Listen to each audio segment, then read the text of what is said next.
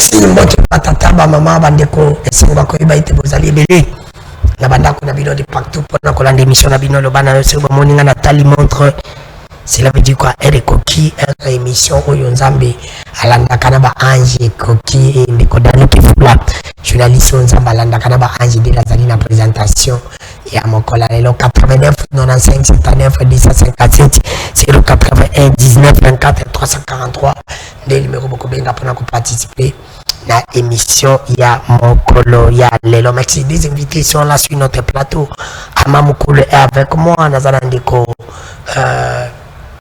kilisho ya ensemble azali nanga imokola lelo toko solo la inani ya gouvernement soumino ade anani ba ministre ba télé côté ni excellé toko ba ka soumino ade ça va parce que tout le monde a ba utopesa diplôme ya mérite ya honor cause est-ce que par rapport à ça aussi na gouvernement na yi tout le ba ite ça va na gouvernement na yi asali réussite bilan ya gouvernement soumino ade inani nango pino bozali komona ngo ndenge na bandaku pina ba invité na ngai to komeka kosolo lango mokolo ya lelo beaucoup benga biso na 90 81 19 24 343 081 19 24 343 puis na 89 95 79 10 57 avant banda émission ya mokola lelo na le bakango même nzambe alinga kaba komisa iso komoni montazo linga balobela ite bakomisa musala za kosala tezi rendre compte za na biloko mibale wa ibo sala musala ngo bien te ou alors akabakate même nzambe alinga bakabola honneur na ina mutote c'est ça aussi la honnêteté intellectuelle ils ont obligé biso te récompenser to remercier bato baza ko distinguer na ba oba ko sala effort na ba domaine na ba on pas sala musala mala mbote. La première dame de la République démocratique du Congo, Maman Denise Nyaki, a distingué dans des gazales coïdés, Congolais, la fondation, la Ilona, la Italie, santé, éducation. Est-ce qu'on a aussi, Mutuaza Colonda, Mituya Bato, Zaneti Mutuaza Colonda, ma belé en polo, ma belé en polo, Bandeko Baebi Bado Cadre Lingala, ma belé en polo, Zanini, ma belé Bimisakandunda, Yé, à Colonda, la Mituya Congolais, Lubi et Kobotambuma. Bon, on dit, Bisoto encourage à Kaye.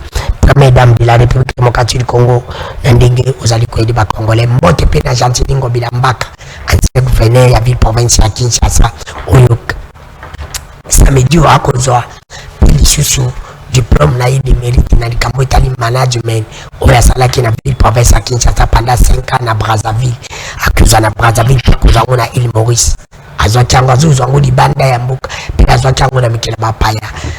Ndiko Canada pe ba bisinga baza ko préparer ba pesa parce que soki ba moni bijou ya zandu ba le bezali ngobila fati na ngobila ezali na batifi na bango e batali elengisa wofu e batali ba pata mama mati wofu e ba ko tala banzela po bongolo ba lobi wofu ngobila salaki musala na 5 ans surtout parce que 5 ans mususa lingaka baluka Kinshasa merci à vous mbote pina mona mboka jila lingeti nkei l'intelligence conditionnée na résultat na pression mbote na musala malamu zali kosala nzambi apambola yo mbote na yo mbote makasi mingi mbote pe lisusu ebele balobi elamba pembe singa katachite alingeti mbote na yo mbote na mingi pe lisusu na papa na yo kuna na identification na ane na musala malamu zali kosala nzambi apambola yo nzambi amona yo na ndingi ozali kosala musala kuna ezali komona na soki mutalingandi mafakita kuna mona ndeni obongisa identification okomisa yango gu na valeur pe oza kotia ba gens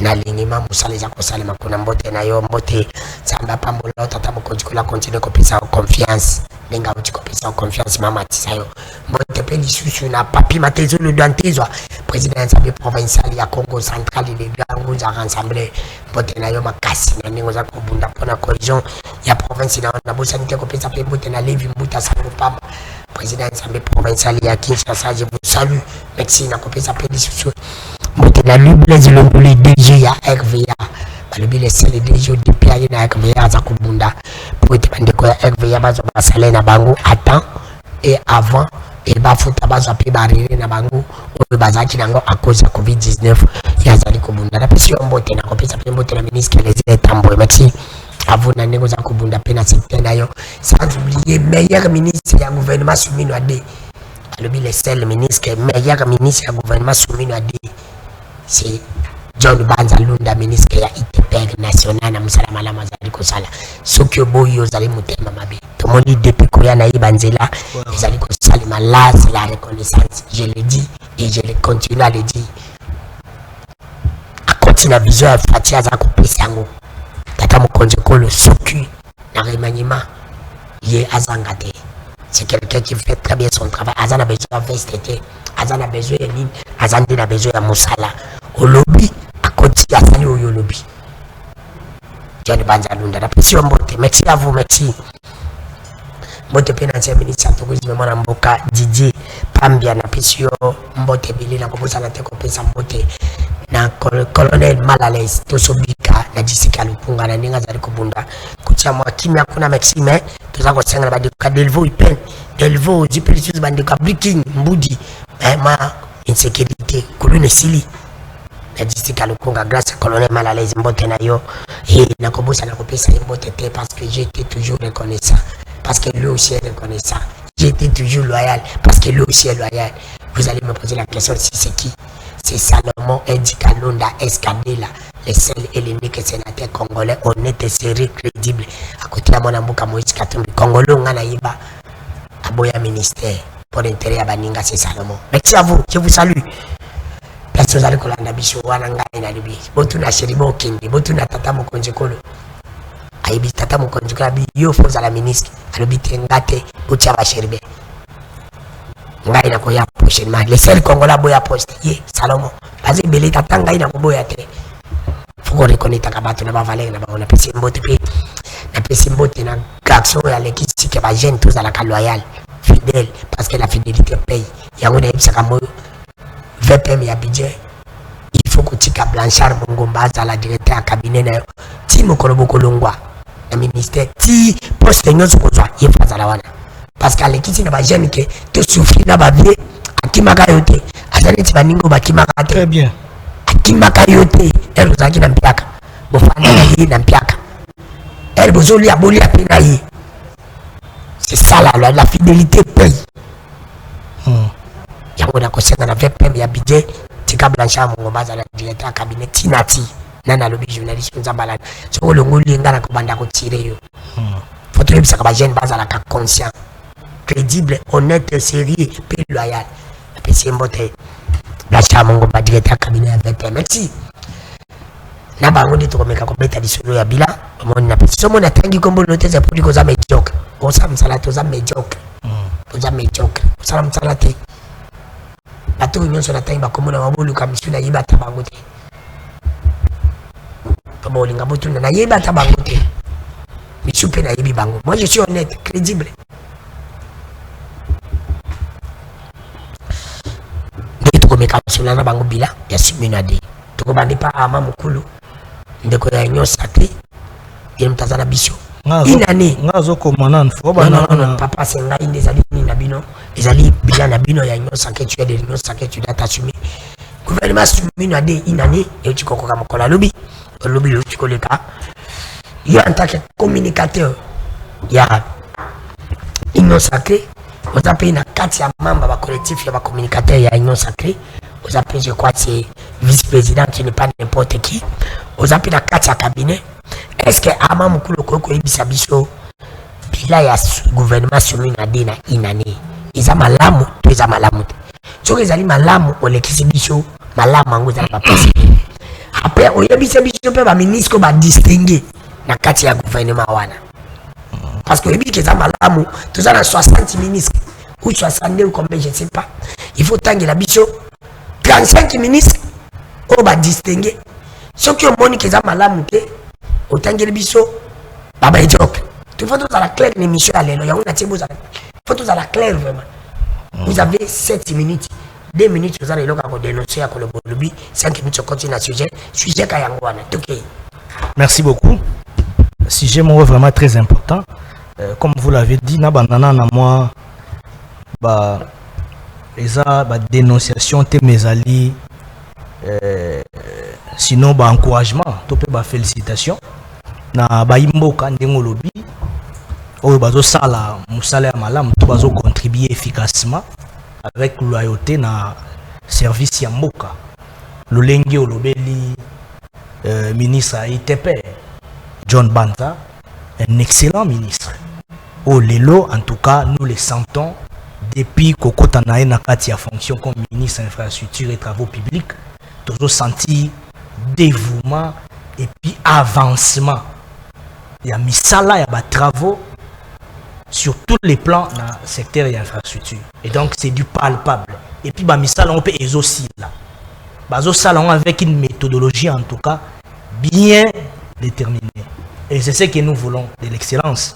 Par la même occasion, vous avez vu, mon collaborateur naé, monsieur Papi Labila, Oyo, Akitaki na province ya Kwilu, comme on peut le dire, donc grand bande de d'une manière générale, Akitaki a salaki moi visite moro de travail. Ces derniers temps, j'ai ma visite de travail. Kuna automoni akena ki mingi marambo ya ordination d'abord à prêtre, na diacre, et puis à profiter d'une occasion comme directeur de cabinet adjoint, il y a ministre infrastructure, à ça la inspection, il y a ba misala où ils déjà lancé. Dinga il y a grand bande d'une manière générale. Nde omoni akena kiti na kati ya idiofa où ils fief électoral nae. RACC qui participé dans ma moto lobby à l'ordination à prêtre, à inspecter les travaux, mingi à route Massimanimba, et puis à inspecter P, misalo les pour un projet d'électrification par answer, na photovoltaïque. Na kikwit, à tali misala à réhabilitation, il y a venu des cliniques Kanzombi, à venu des érosions, à venu Wazabanga, à venu Kanoa, à venu Sankuru, et puis à venir Kanzombi, à inspecter l'Issoussou, route nationale numéro 20, même la construction, topé réhabilitation, misal les ensembles pour le stade à Idiofa, et puis en plus, à Tambolaki, ben ezama kambo ndeto zolinga, à Tambolaki nandeko, o ya déjà en ADEC, donc à Tambolaki na équipe ya déjà en ADEC, pa ya kikuna na ndenge ba partenaires au Salama, na campagne ya makambo Italie, qui a donc une campagne pour la paix. En ADEC, pourquoi? Parce que partenariat Mogozo Salama, il y a financement, il y a des jeunes, il y a plus ou moins à partir de 18 ans, 35 ans, va profiter d'un financement Moko sur Marambo et l'entrepreneuriat, formation professionnelle, ainsi de suite. Pour en ADEC, les entreprises ceux qui parlent à Marambo. C'est pourquoi présence il y a déjà en ADEC, les alliés qui peuvent signaler Kuna Nakatia, Grand Band de l'Utopie Nakatia, Idiofa et puis Nakwilu. Et puis le programme est déjà lancé, le programme est même déjà lancé à Kenge, au plus ou moins une centaine de jeunes et femmes de 18 à 35 ans vont profiter du financement Tolobi pour une auto-prise en charge. Parce que Tolobi était bilingue, il faut tout ça la rappeler un modèle où il y a Tata Mokonzi. Parce que tout ça, ça s'est fait dans la suite logique. Il y a Misala, topé à leadership, il y a ministre John Banza, au gouvernement. Sous la vision, il y a chef de l'État, son excellence Félix Antoine Tshisekedi Tshilombo, Oyo Mama Judith Soumino a coordonné. C'est dire donc, au moins, il y a total secteur déjà aux infrastructures. Et heureusement, on a pas vu la ville, directeur des cabinets adjoints, il y a John Banza. Azalé na terrain, pour inspecter Misala, accueilli, na ba modèle, il y a partenariat, na ANADEC. Pour na ba jeune va profiter na mambo auto prise en charge, va profiter na financement pour une valeur. Donc, tout ça là qui crée, et classe moyenne, moi, qui quitte, idiofa, bah, Kenge, c'est une gamme d'une manière générale. Donc, ça veut dire que dans le secteur déjà de l'infrastructure, pour nous répondre, bien que nous avons une question, il y a déjà des choses qui sont en train d'être faites. Merci, Toké Bilan. Et donc, dans le côté, si on a un Italie bilan, bon, ce qui te vendira d'abord dans le secteur infrastructure, vous allez remarquer avec moi dans le lobby, Misala Ezo Salama. Au moins, Misala Ezo Salama, ce n'est pas seulement Kinshasa. Misala Ezo Salama partout dans toutes les provinces. C'est pourquoi mon qui jour même il y a lancement, il y a route Nakombo, il y a Etienne Tshisekedi, route Etienne Tshisekedi, Wamulumba au chef d'État ou Kosala, Ndeng Tolobara, à Kupaki pour l'inauguration. Vous allez constater avec moi que même les professeurs Bahati, à saluer qui biloko wana ya misala ndenge ezo sala azaki pe sur place. C'est pour dire que déjà dans le secteur de l'infrastructure, vous allez voir que misala ezo salama partout. Soko keka na kati ya secteur on infrastructure, otali ba université o ezo tonga. Ba université ezo salama. au monde que ce n'est pas seulement à Kinshasa comme le professeur Bahati l'a même précisé, même dans la province il l'a reconnu ouvertement et c'est grâce au président de la République, son excellent Félix Antoine Tshisekedi Tshilombo, pour dire que l'incarnation il a fait Tshisekedi Moulumba et ils ont continué cause à la palpable, ils ont touché à travers même l'infrastructure, secteur infrastructure. Les professeurs Batulko va marteler sur ça pour dire qu'ils ont salué fort. Il y a chef de l'État, le président de la République, au départ dans le pouvoir. Vous voulez nous dire que le gouvernement soumis a dit bilan ça va? Non, mais les bilans, c'est bon. Pas à 100%, pas à 100%, pas à 100%, mais en tout cas, d'une manière générale, à 70%. On peut savoir combien sur 10 bilans soumis à dit? Presque 7 sur 10. 7 sur 10. 7 sur 10. Est-ce qu'on peut d'une manière générale? On peut dire que le secteur où ils ont déjà, c'est bon. Après, on évolue bien. Donc, dans le secteur, il y a énergie. Vous allez voir, remarquer avec moi aujourd'hui, les DG Teddy Luamba, sur le secteur énergie, aujourd'hui, rubrique. Il y a SNEL. Vous allez voir qu'aujourd'hui, la SNEL est stable sur le plan national, mais aussi sur le plan provincial. Ndeko nous les lots, aux ovans dans la carte, il y a des communes. Au moins, Lemba, au moins, Matete, au moins, Limité, au moins, la commune, même périphérique, Tchangu, Konso, au qui même dans le monde, foule, qui même Anna Gombe partout. Aux hommes qui courent, ils ont vendu. Par rapport à Yakala, courez, ils vont vendre, Ndeko Danou. Toye pas délestage. Et ça qui sont à chaque jour le roi Ngouba Tolia Kananzela. Et ça qui sont à chaque jour le roi Maïtomela. Mais les lots avec le leadership, il y a Ndeko Nabiso, pas à gêne le rôle de Teddy Luamba, on a des nationaux. En tout cas, nous sentons qu'il y a la stabilité sur le plan électrique. Donc, dans le secteur énergie, na maï, comme ça, on a encore il faut vérifier, mais dans le courant, en tout cas sur le plan électrique, tous les gens et puis l'équipement, le matériel, le ministre de l'énergie, on peut se combien sur 10? Non, c'est-à-dire, tu dis, l'homme va travailler sur le ministre de l'énergie. On peut se combien? Bon, il faut vérifier, les choses sur la rubrique, toute entreprise, il y a le secteur énergie. Mais en ce qui concerne la SNEL, tous les gens ont besoin de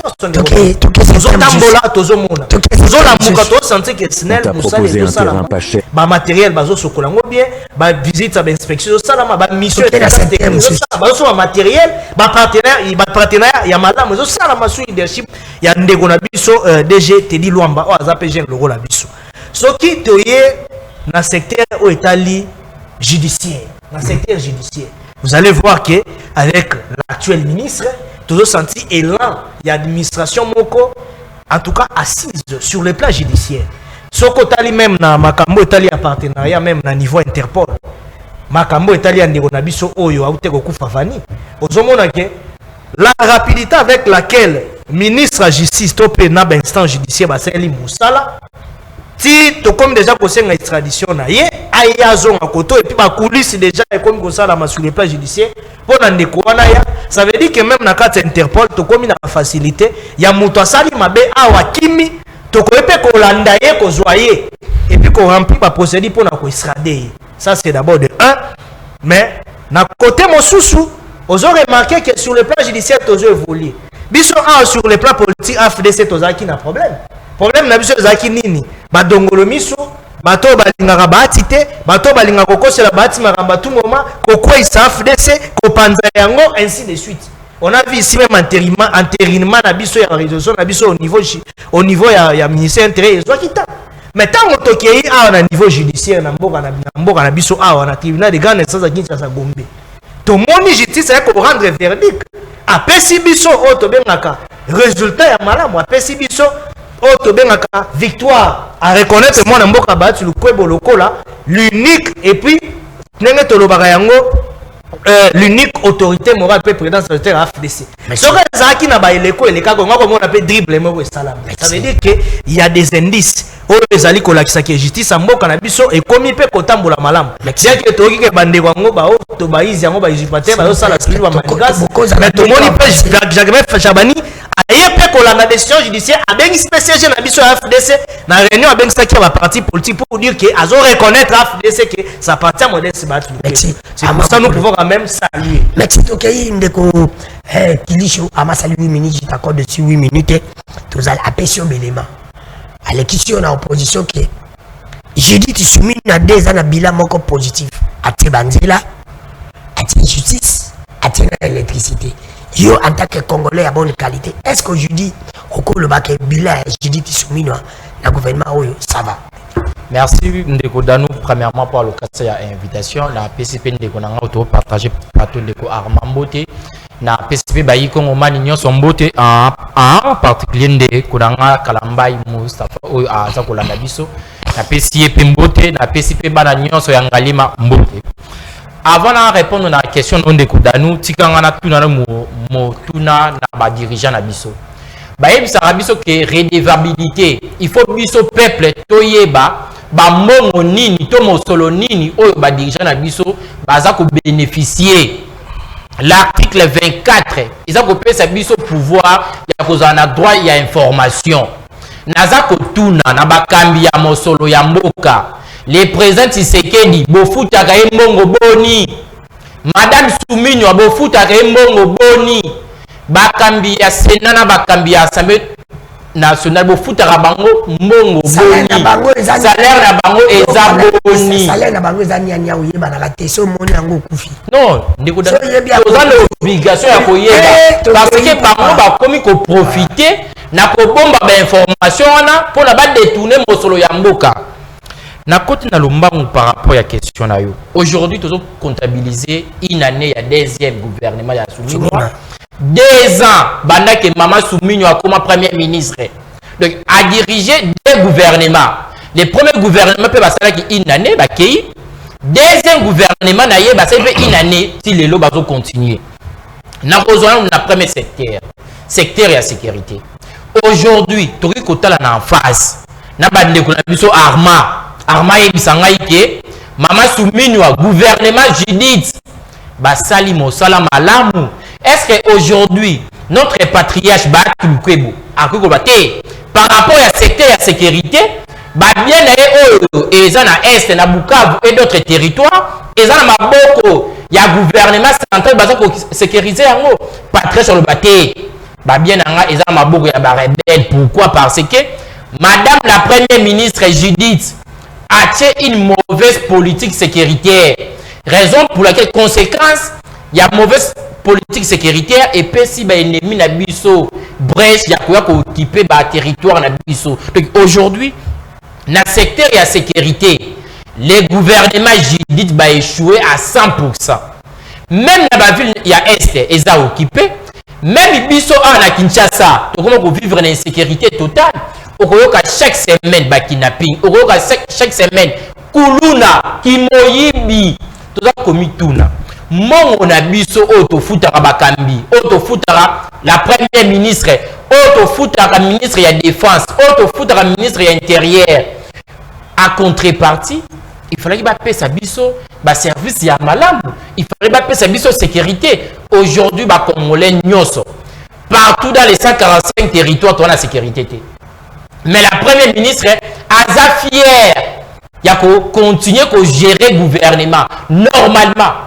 Et ça une preuve et irréfutable que au sein du gouvernement Judith, patriote bazalakate parce que un patriote a servi rationnellement la République démocratique du Congo.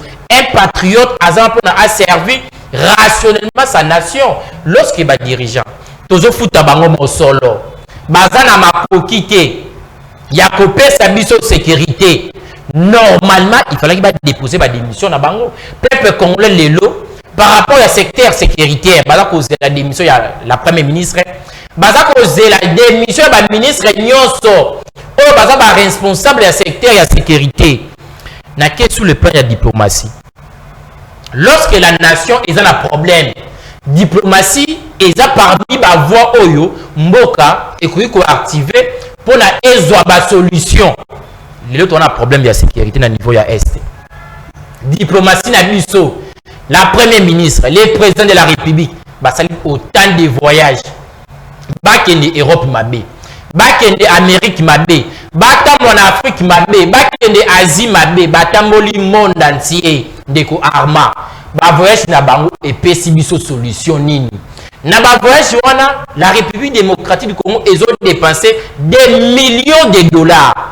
Biso ba opposition to ebisaka bino bokende kozwa troupe ya EACT non gay nyonso tata mokonzi ayebisa biso non batroupe ya EAC bakoya bakobenga benemi troupe ya EAC baya bakenda M23 etikali boke kozwa biso ba mercenaire non gay nyonso te bamindele babundaka bien bamindele wana babengana bango na Goma bakima M23 et continue de dépenser des millions de dollars inutilement boke kozwa biso troupe burundaise pour la baie service kimia troupe burundaise style le papier service solution té boke ko bengela biso troupe ougandaise si lelo ata solution mon côté bozu ba voyage boke ni Nairobi mabe boke ni Doha mabe boke ni Washington mabe solution ezozwa makaka té. Donc aujourd'hui sur le plan diplomatique les régimes du président Félix Tshisekedi les gouvernements soumis nous balaki sibiso ke bazana makoki te ya kopesa bayiko ngomani ba solution via leur diplomatie. Pourquoi? Parce que diplomatie na bango eza faible. Bazana diplomatie ya malamu te. Bazana diplomatie ya malonga te. Alors gouvernement soumis nous sur le plan emploi. Emploi. Tu vas citer ba jeune ba réclamaki awa. Tata Mokonzi misala ezalité. Tata Mokonzi oko créer misala camp.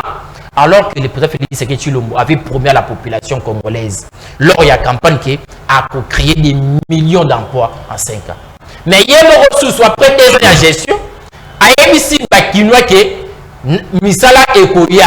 Alors que Yemoko, na programme na ye, normalement chaque année, il fallait qu'il créer plus d'1 million d'emplois. Dans 2 ans, il fallait déjà qu'il soit comptabilisé plus de 2 millions d'emplois créés par les régimes Tshisekedi. Donc aujourd'hui, il faut comprendre que même dans le secteur, il y a création d'emplois, le régime est échoué et qu'on même pas respecter leurs propres promesses. Donc, Ndeko Arman normalement, Ngai étant que Ndeko Nayo, Nayo très bien que aux un patriote, Nayo très bien que aux hommes tout le monde maïlé. Mais aux la plateforme Oyo, ba patriote va la rater. Aux la plateforme Oyo, bateau sur la République démocratique du Congo. Tout ça pour Sambela ke Nzambe a touché motema na yo Oyo komi mwindu. Olongwa FDC, Olongwa Union sacrée de la nation parce que bateau ko baby c'est la mission de la République démocratique du Congo. Par rapport à pourcentage. Par rapport à pourcentage. Normalement gouvernement soumis a droit à 2%.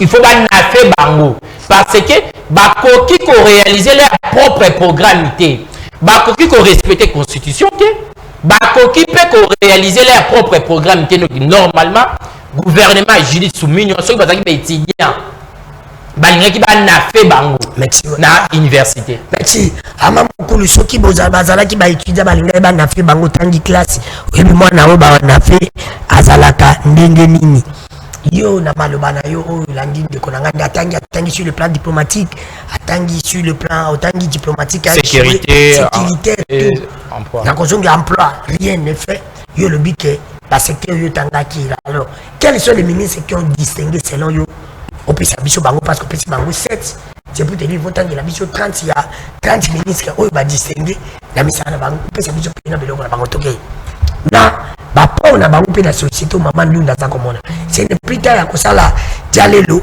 toke na ba faire.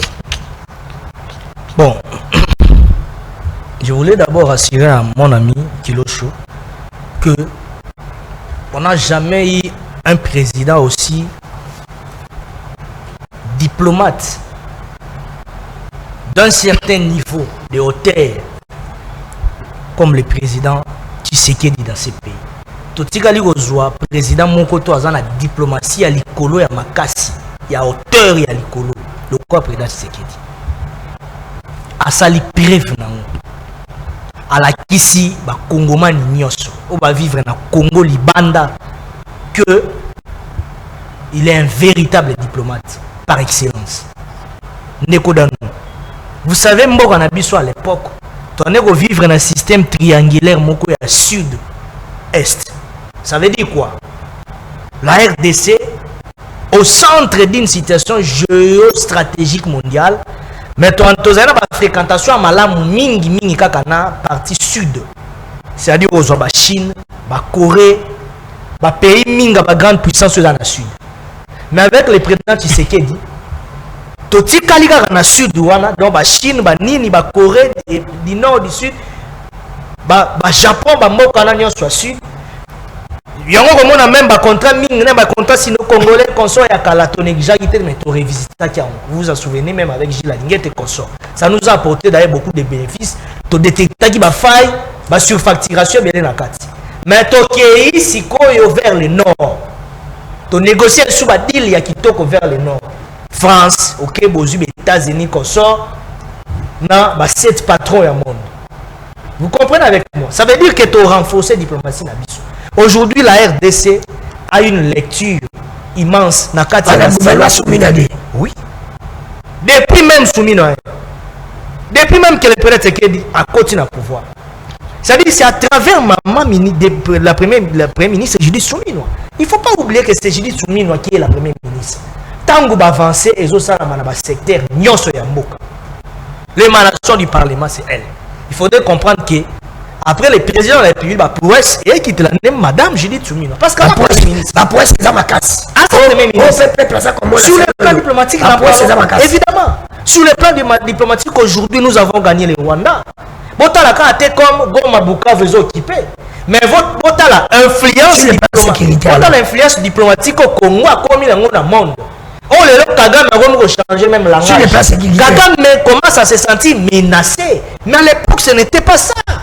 Vous sentez réellement que le port diplomatique, la démarche diplomatique, la chef de l'État, c'est à travers Madame Judith Soumino, la première ministre, Madame Maman Wagner, le ministère des Affaires étrangères, nous avons bousculé la diplomatie à Mboka Nabiso. Les lots, yo Paul Kagame a commis qu'on dit Kende même Kosolola. Libanda Mboka, oh yé mandé au boy, on a début à mandat pour être checké.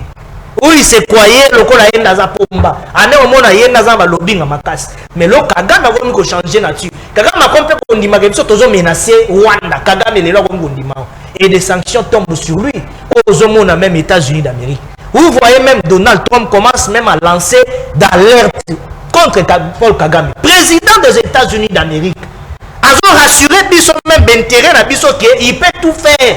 Mais pourquoi ça pour contraindre Paul Kagame? Non, mais ça s'est fait. Ça s'est fait comment on appelle ça qui date ça, le 15 et les Kitty, les lots. Ils n'ont rien fait. Non, et ça, diplomatie. La diplomatie ne fonctionne pas. Sur le plan sécuritaire. Sur le plan sécuritaire. Non, c'est vrai, sur le plan sécuritaire, il y a des failles.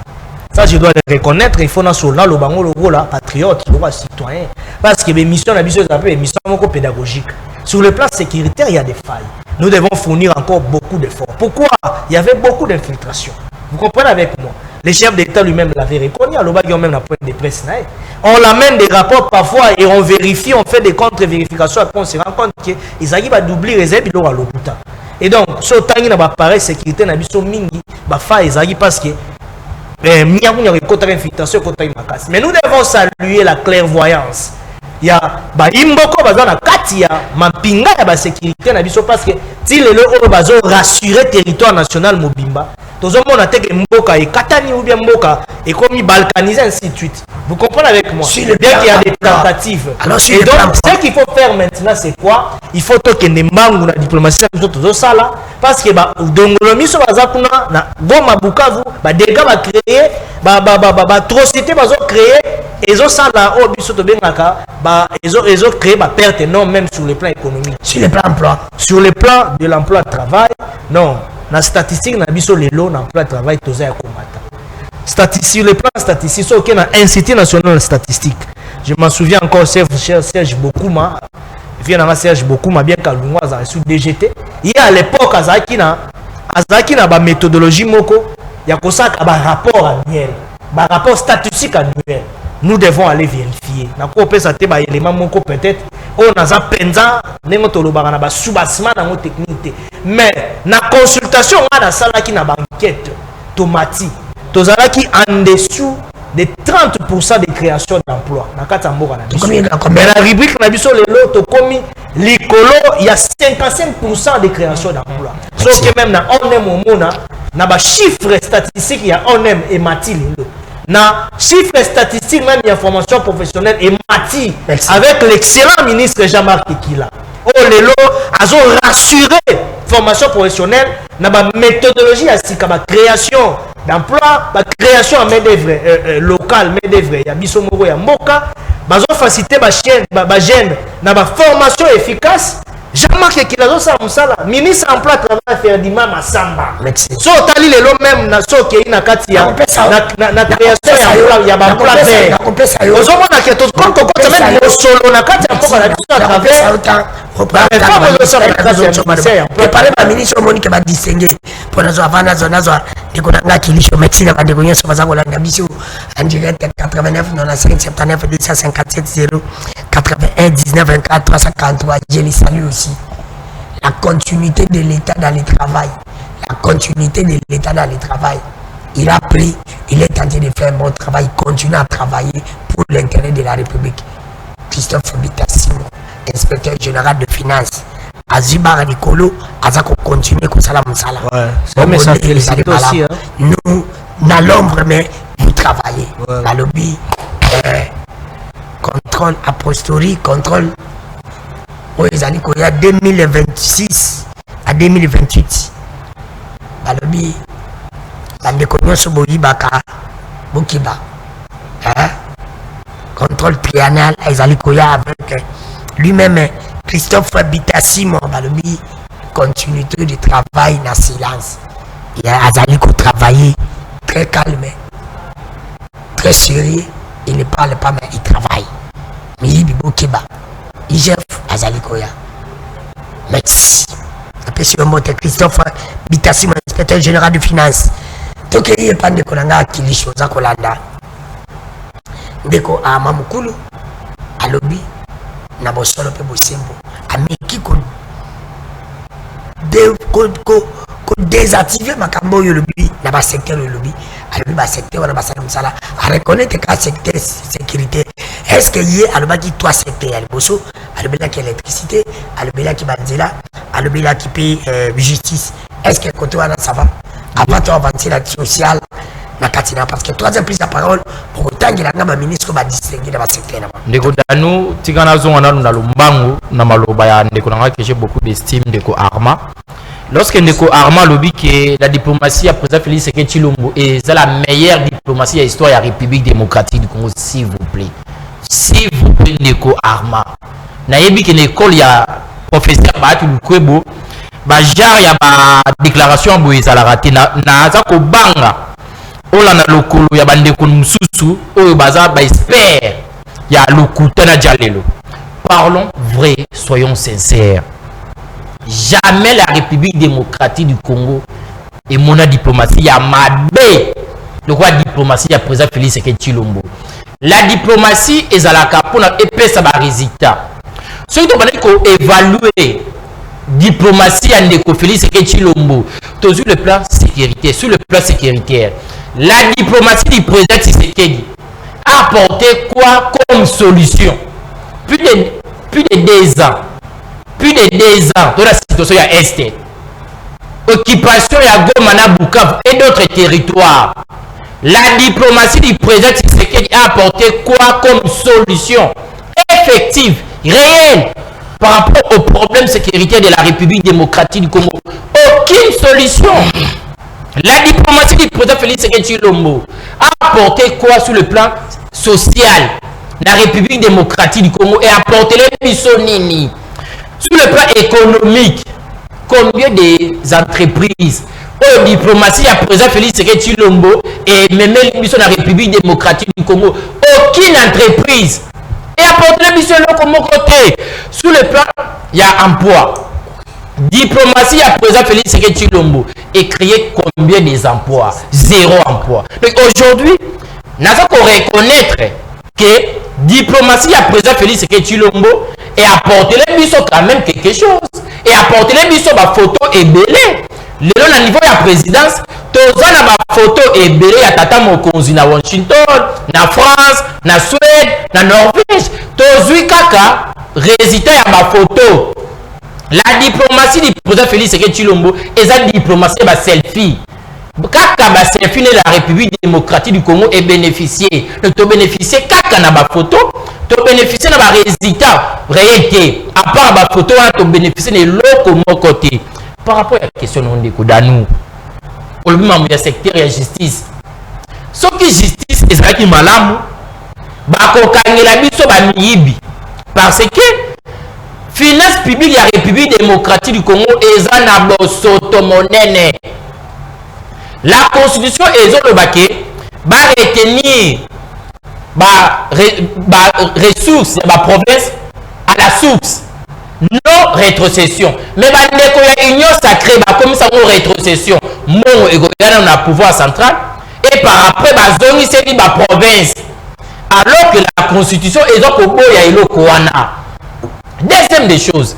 La constitution est n'a pas la recette nationale. Il faut pas bimer ça à 10% pour financer la caisse nationale de péréquation.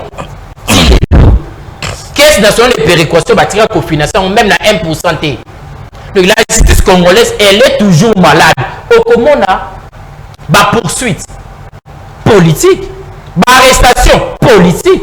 Ndeko na biso ya ensemble pour la République, Ndeko Chizo, Stéphane Chizo, bakanga enengeni sans aucune convocation. Convoqué était, bakanga directement, bombi en secret. Ndeko na biso papi mawesi. Bakanga plus de 6 mois en secret. Ndeko na biso Nathanaël, bakanga bango combat. Sans aucune convocation, alors que la loi, la justice congolaise, avant bakanga mutu, il faut pas payer convocation. Lorsque bakangio sans convocation, il y a violation de la République démocratique du Congo. Aujourd'hui, secteur nyoso, secteur il y a pouvoir exécutif échec, secteur il y a pouvoir judiciaire et échec. Mais on a remarqué le comment on décodanou chez Bandeko na IDPS. IDPS va ça plus de 32 ans dans l'opposition.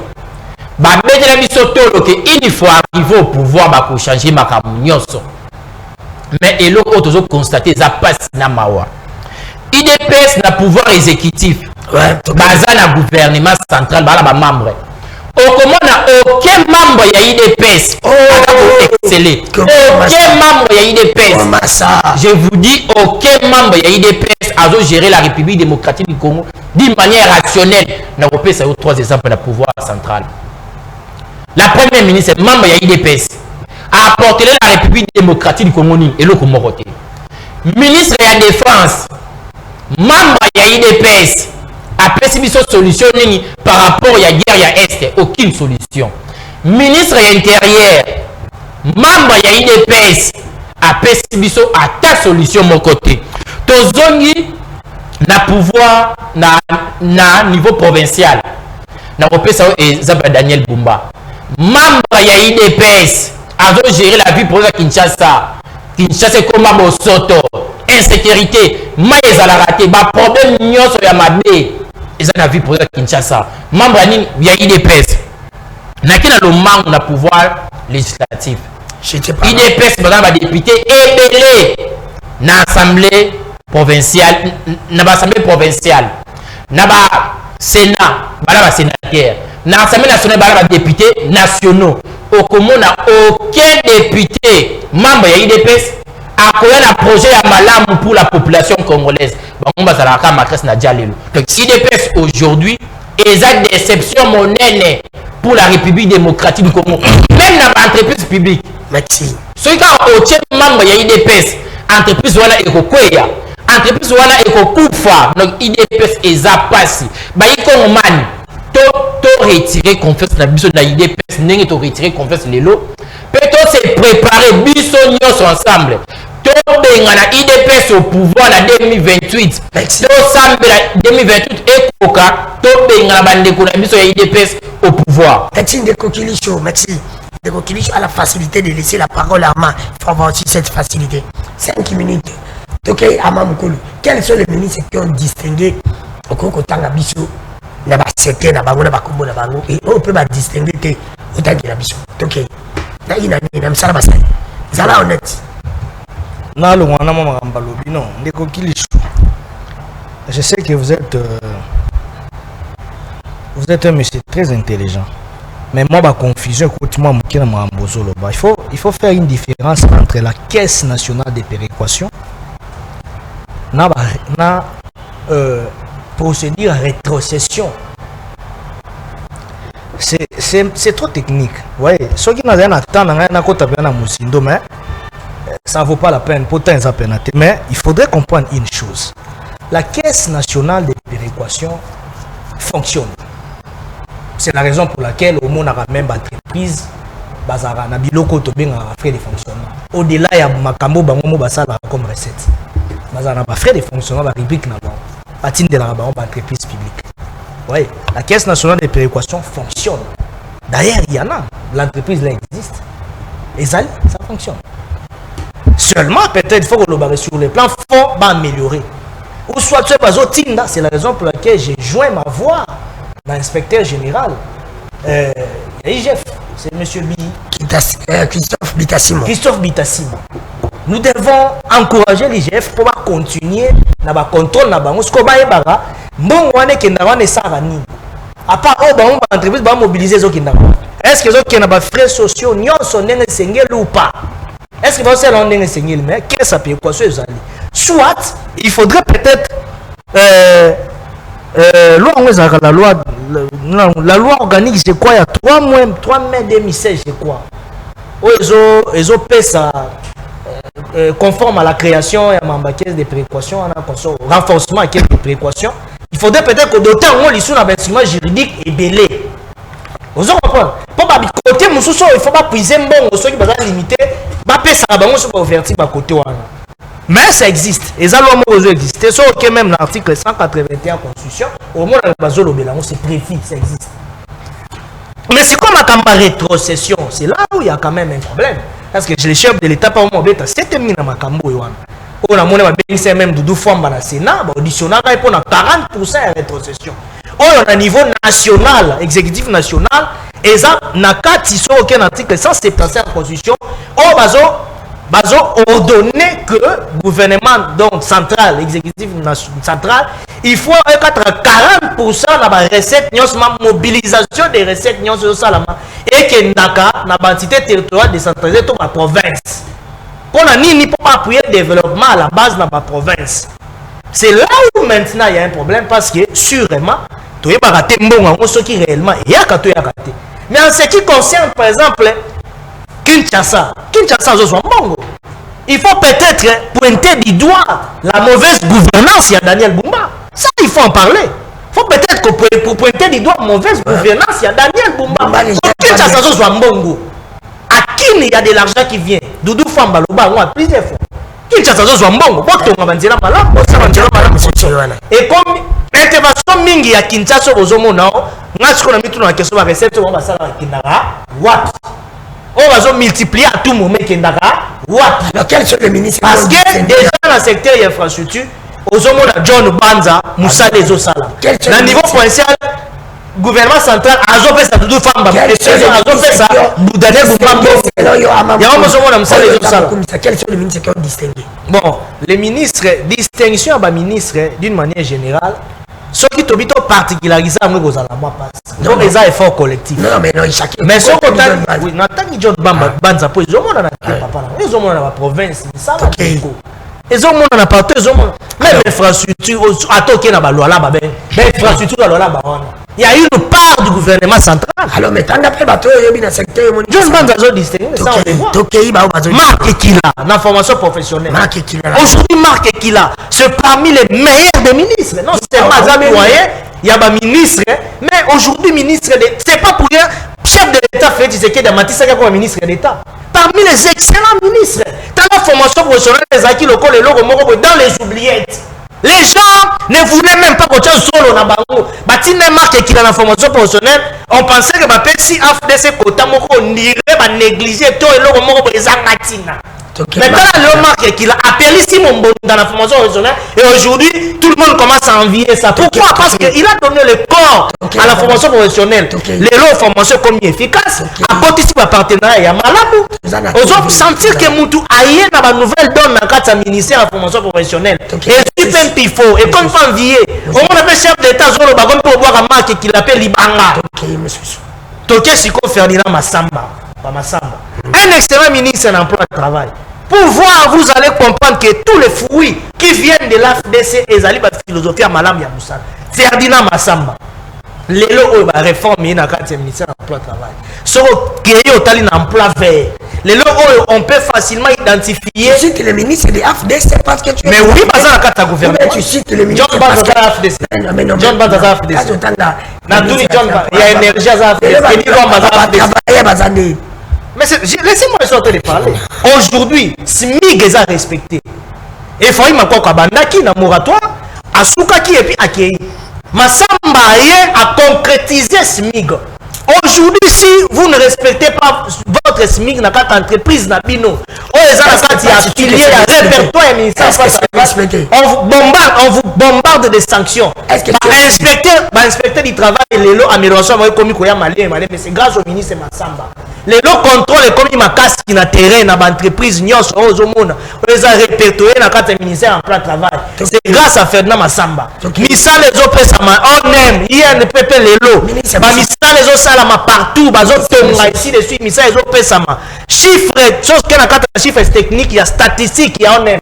Missa et l'équipe déjà n'a lobby bien plus de 55%. C'est grâce à Ferdinand Massamba. Ok, si qu'on a un ministère de l'environnement.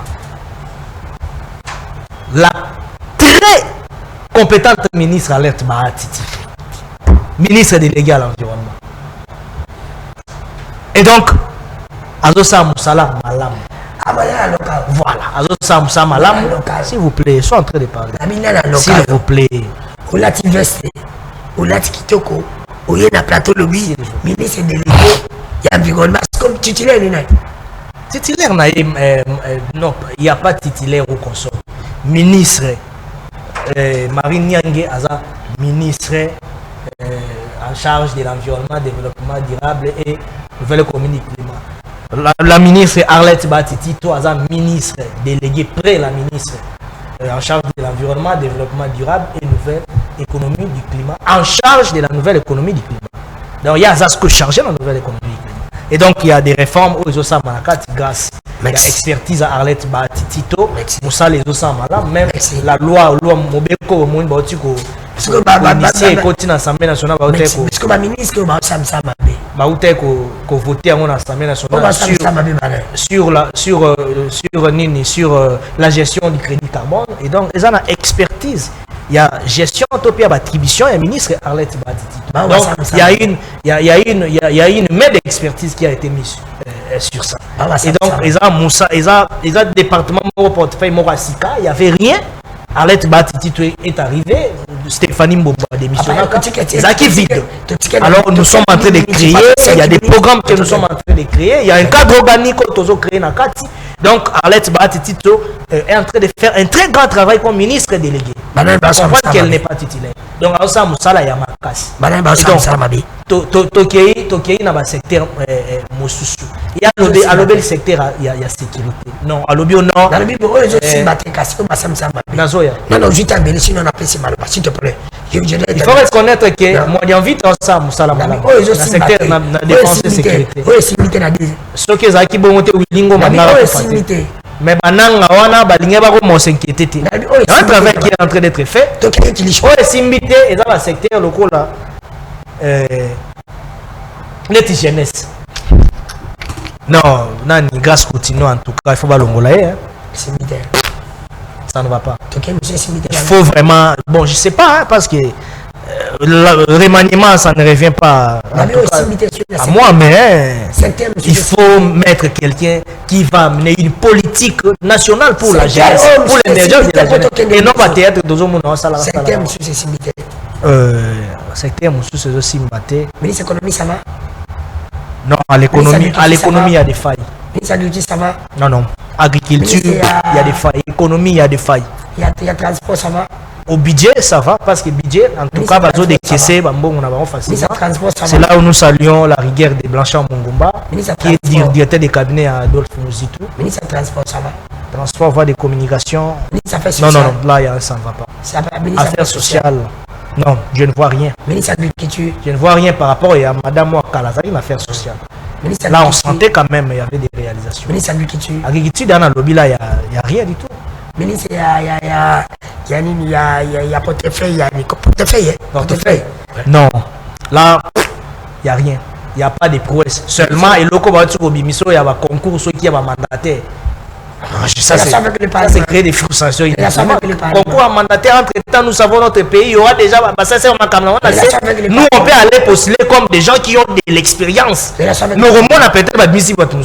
Relation avec le Parlement. Et ça va créer des frustrations parce qu'il y a des quotas politiques qui existent. Relation avec le Parlement. Relation avec le Parlement. Ah, big gap. Guilouando Mboyo. Ça va. Baleine. Ça va. Très correct. Merci. Un excellent ministre d'État. S'il vous plaît, non, s'il vous plaît. Vous savez, vous savez la loi. Écoutez, moi, l'émission a déjà lu le thé. La loi sur la recherche scientifique et l'innovation technologique. Et ça qui initié déjà en 2020 par Guy Luando. Les lots chefs d'État communiqués. On sentit que Azo paie sa valeur dans le ministère, où la pont entre les institutions et les parlements. Relation entre les parlements. C'est grâce à Guy Luando. Il faut te féliciter. Ministre de la Finance. Non. Tozuite qui manque, mais manque on peut qu'à la base. Finance aussi, ça non, mais nous sommes en retard de paiement, même dans la fonction publique. Finance, ça va pas. Non, ça ne va pas. Merci. Moi, en tout cas, si ça n'a pas. Ce qui vidéo est si ça n'engageait que moi, si ça ne dépendait que de moi, Doudou Fwamba, c'est quelqu'un viré du gouvernement. Merci. Doudou Fwamba, c'est quelqu'un qui ne parvient pas à maîtriser les finances.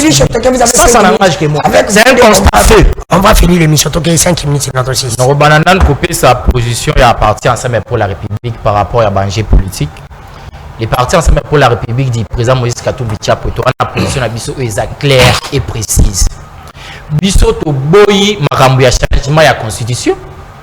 Bisso to boyi makambu ya glissement. Bisso to telemeli na makasi nyoso na bayiko ngomani na bandeko na biso ya C64 glissement ekosalema te, changement ya constitution ekosalema te. To ndimi dialogue oyo eko réunir bayiko ngomani nyoso sans exception. Si l'IDPS et ses amis de l'Union sacrée pensent que dialogue ekozala canal oyo bakoya ko glisser projet na bango ya changement ya constitution pour les partis ensemble pour la République, tokoki ko solola mamu ya changement ya constitution te ni na dialogue ni ailleurs. Pourquoi? Parce que le projet de changer la constitution, c'est un projet illégal, inutile et diabolique, anti-patrie. Changement de la constitution, tout ça que c'est la bande de Union sacrée. Tout ça que c'est la bande de IDPS. Boza projet d'abino ya bondoki. Anti-république. Bobo bango ziki sango. La République démocratique du Congo va changer la constitution na bisoté.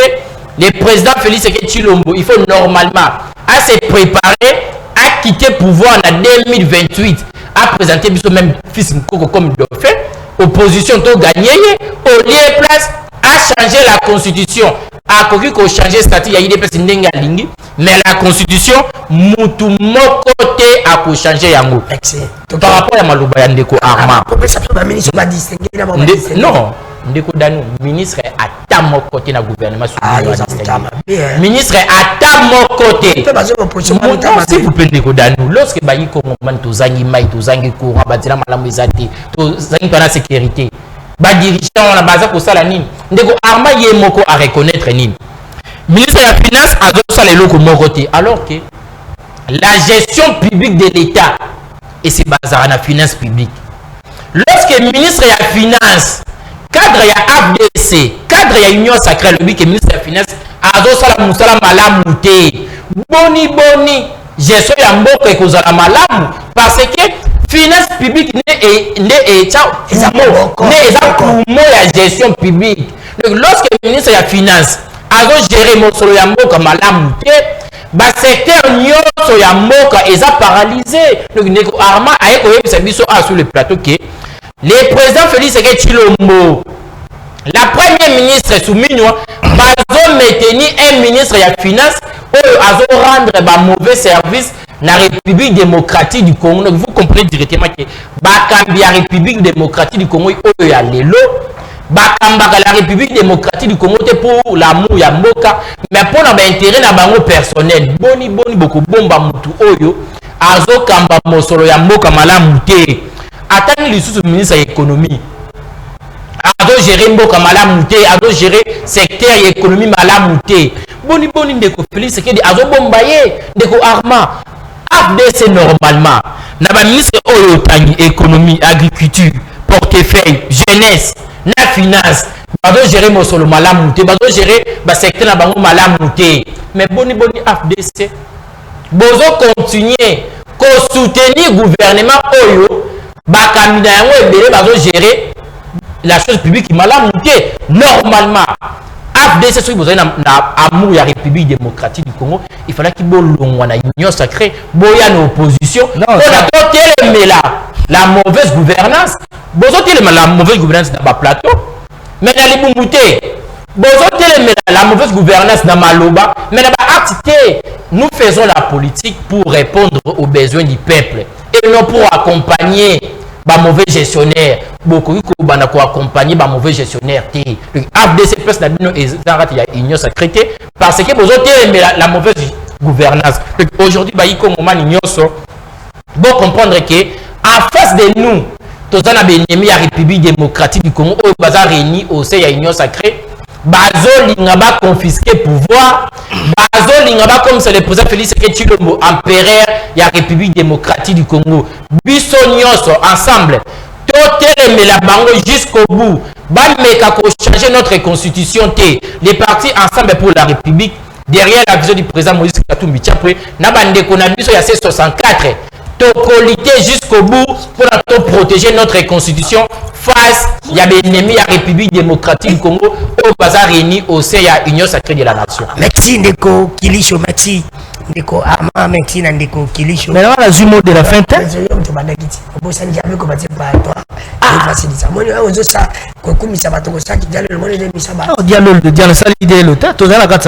Merci. To la kisi bilan o ya biso bato na biso et puis ya bato misu to lobi tsika ba fa ezali to lobi merci ya mamkolo ah mais fin nazo la même mot de la fin mais pas le mot de la fin pas aux mot de la fin ici matin il y a du mot de la fin bah du non na bande pas na ona kena OK amoni siko ozo bossa na parce que zo komisa bato non j'allais juste rappeler à la population congolaise que le président de la République Félix Tshisekedi est sur la bonne voie. Merci. Et donc, même si vous avez Kababilobé là, opposant, c'est des gens qui veulent un dialogue. Merci. Il y a un chef de Tapa Loba qui a un problème pour un dialogue. Merci. Merci. Tu comprends, était 64 ans, il faillit louer. ndeko na biso le père kubangi la beta itolo abaki fayulu nda leader à 64. Merci. Koto Moïse Katumbi to mona tindi batu na yeba le ronyemba. Bango mi kote le mela 64. Donc on comprend rien. Bon l'autre va louer ama le ronyemba tika jamais kote le mela 64. Non mais alobi avant azon le barrage cadre non ça pas cadre na bino. Et partout ensemble pour la République. Alobi parce que c'est désolidariser. Non non jamais. Le ronyemba ça jamais kote ni papa batel. Non mais il a dit ça. Où? Oh, yo en actualité, tu jamais le baba. En actualité, il y a merci mon avocat Kilisho. Vous avez maintenant à conduire, parce que il a fallu le côté au sur Kabila, on ne comprend plus rien. Pas ça comme ça, mais moi ça clair. Tika baninga bazala ordre de bazar, on dirait bazala des zones de bino bozaka. Bazar ba jaloux, baba jaloux à 64. Donc tika baninga bafanda. Union sacrée bazar ba jaloux à 64. Non, nous on a organisé, nous on a Tshisekedi, chef de file. Tika pe bango pe bazala organisé na ndenge. Bazar organisé, c'est ça les problèmes. Même si on va faire un dialogue, tout ça dialogue on a des ordres. So bino bozala organisé, bozala organisé Congo te. Bozala organisé pour la nuit. Ah, moi je tolo ma dialogue. Merci. Organisez-vous d'abord. Dites à président Moïse Katumbi. Instaurez la bonne gouvernance d'abord. Instaurez la bonne gouvernance d'abord. Merci. Merci la bande union sur la nagi mission bobo santé. Quand s'abonner la chaîne Abisha YouTube on décode nous tu faut que tu s'abonnes partager pour tous les caca chaque jour na 14h na to sur la télévision. La diffusion à 9h 17h à Super Fête, rediffusion 22h chaque jour à 22h30 sur Molière télévision, Molière Canal Plus tous à 22h chaque jour et rediffusion à nous chaque jour à 17h na Molière télévision bobo ça n'a que s'abonner la chaîne Abisha YouTube on décode nous tu veux que tu s'abonnes partager bientôt on décode nous sur TikTok émission le banayo sur TikTok émission le bana yo média en ligne poza kozango des semaines prochaines okozango na lingala na français na média en ligne na biso to le bel bino to le biké to la quitter to zala qui peut précéder mais to tikela ki bino kata boko zilanga na nyonso boko monanga mais pour la kosala télévision na koya te wana nde boko zilanga boko monanga te pour la kosala plateau na koya te boko zilanga boko monanga te mbongo tozangi te mais tant pour tosala neti bino tokosala yango te po TV ezala mbongo te yozolinga opesinga mbongo nasala télévision est-ce que opesinga mbongo mpe ya kofuta baja wana po ena bakokoma na baréunion bakenda futaka te na boyi nanga baproblème nazomona deya problème lobi yango na kimi yango ce n'est pas que nazangi nayebisaka bino abike soko moni mutu azongi na kuiti ameli masanga alangwe mama kosirikela ye te kokanisa ka dépense mbongo po ayebisaka okanza na mbongo te te